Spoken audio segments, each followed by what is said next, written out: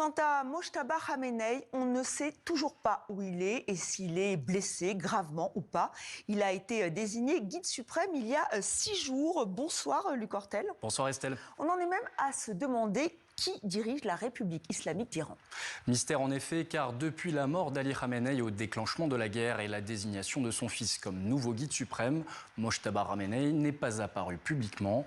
Jeudi, son premier message depuis sa désignation a été lu par une journaliste de la télévision d'État, de quoi alimenter les rumeurs selon lesquelles le nouveau leader iranien aurait été blessé dans les bombardements qui ont tué son père.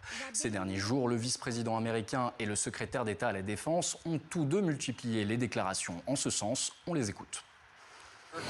Les Israéliens ont lancé des frappes. Les États-Unis ont manifestement frappé plusieurs cibles.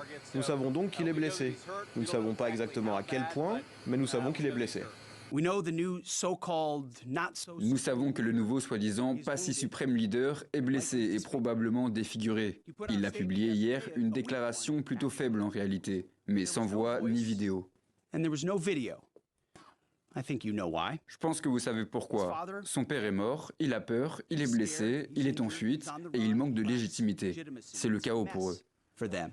Voilà pour ces toutes dernières déclarations américaines, intervention rare d'ailleurs de J.D. Vance. Alors si ce n'est pas Mojtaba Khamenei qui commande cette riposte, on en a parlé il y a un instant, qui est réellement aux manettes, Luc? Eh bien hier, les Iraniens ont peut-être donné un indice lors d'un rassemblement organisé dans les rues de Téhéran, au cours duquel sont apparus publiquement deux poids lourds de l'appareil d'État iranien, Gholam Hossein Mohseni Ejei, chef du pouvoir judiciaire, et surtout le chef du Conseil suprême de sécurité, Ali Larijani. Mon message au peuple, c'est que nous tenons fermement face à nos ennemis. Ali Larijani, 67 ans, est réputé proche du défunt guide suprême Ali Khamenei. Il cultive le mystère autour de sa personne. Conservateur issu d'une famille influente du clergé, Ali Larijani est aujourd'hui considéré comme le stratège du régime. Il coordonne la sécurité et les politiques stratégiques du pays. Un rôle évidemment central alors que la guerre est rentrée dans sa 15e journée. Certains observateurs lui prêtent un pouvoir égal, voire supérieur à celui de Massoud Pezeshkian, le président iranien élu en 2024. Alors Luc, on va s'intéresser à l'organisation militaire et sécuritaire et donc à l'organigramme des gardiens de la Révolution. Il y a eu quand même beaucoup de pertes. Qu'en est-il de leur chef aujourd'hui?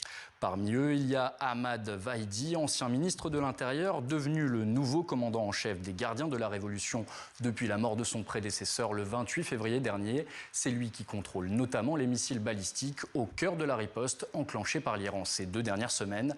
À l'instar de Mojtaba Khamenei, les hauts dirigeants des gardiens de la Révolution ne sont pas apparus publiquement depuis le début de la guerre.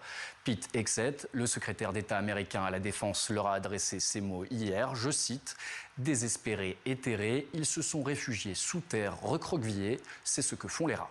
Voilà pour les dernières déclarations américaines autour de Mojtaba Khamenei, dont on est toujours sans nouvelles effectives. Merci Luc pour ce décryptage.